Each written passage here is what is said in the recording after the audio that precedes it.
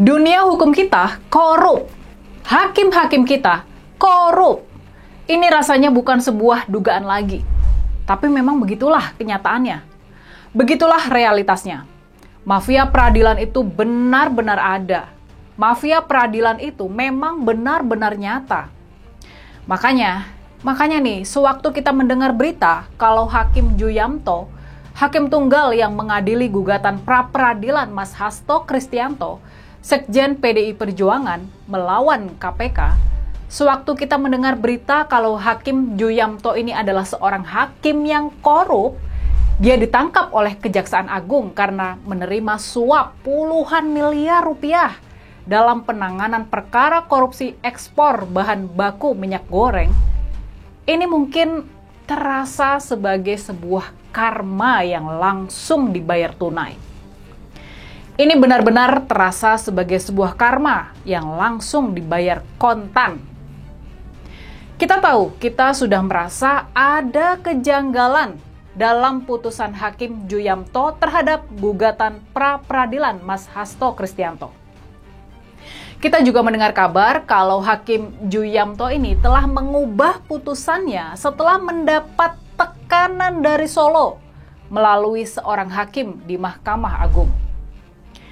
Nah, sekarang dengan penangkapan Hakim Ju Yamto karena kasus suap senilai puluhan miliar, kita boleh dan bahkan patut menduga kalau Mas Hasto memang adalah juga salah seorang korban dari hakim korup Ju Yamto ini. Kita nggak bisa lagi percaya kalau Hakim Ju Yamto telah memutus perkara pra-peradilan Mas Hasto Kristianto melawan KPK secara adil.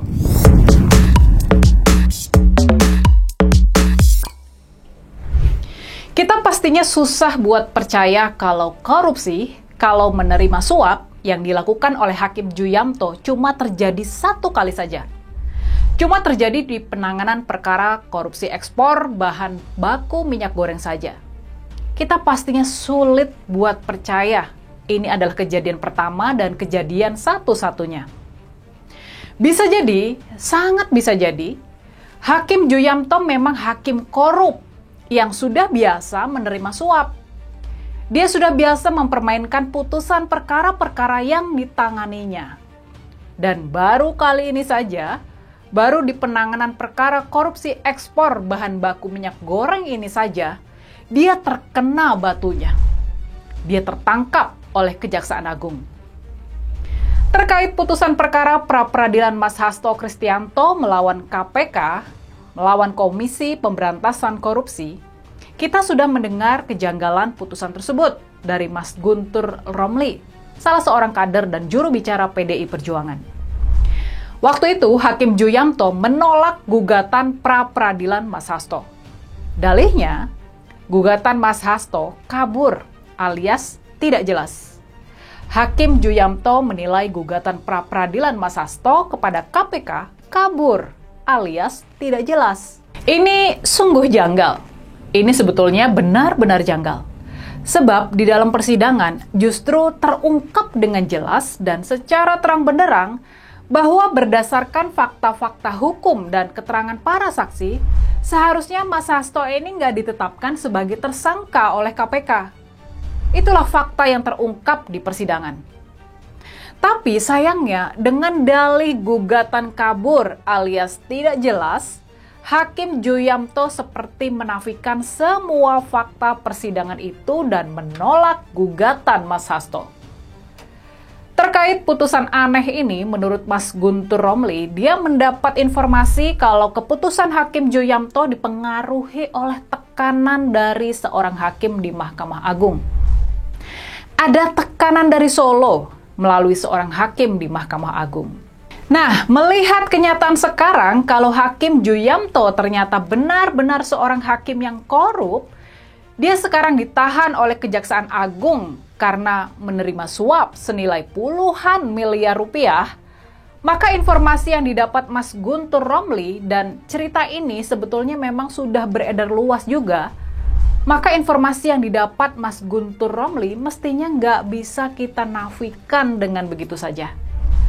Bisa jadi Sangat bisa jadi Mas Hasto Kristianto memang adalah korban dari ketidakadilan Hakim Ju Yamto yang korup.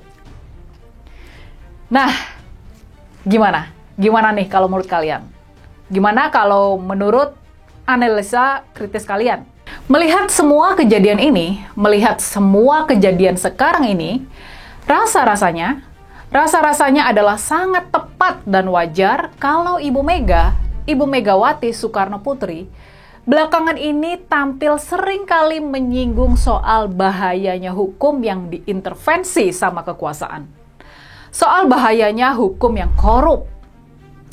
Ingat, kita harus ingat, pentingnya hukum yang adil dan hakim-hakim yang bersih, ini bukan cuma buat kepentingan PDI Perjuangan dan Mas Hasto Kristianto saja. Tapi ini adalah untuk kepentingan kita semua, untuk kepentingan bangsa Indonesia. Hukum yang adil dan hakim-hakim yang korup adalah masalah besar yang meruntuhkan kehidupan bangsa dan memundurkan kesejahteraan rakyat. Tanpa hukum yang adil dan hakim-hakim yang bersih, mustahil Indonesia bisa sejahtera. Mustahil Indonesia bisa jadi negara maju.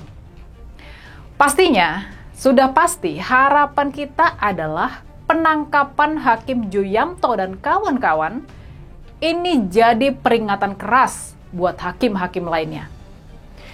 Gak bakalan ada kata ampun buat hakim-hakim korup dan mafia peradilan ke depannya. Itulah harapan kita semua.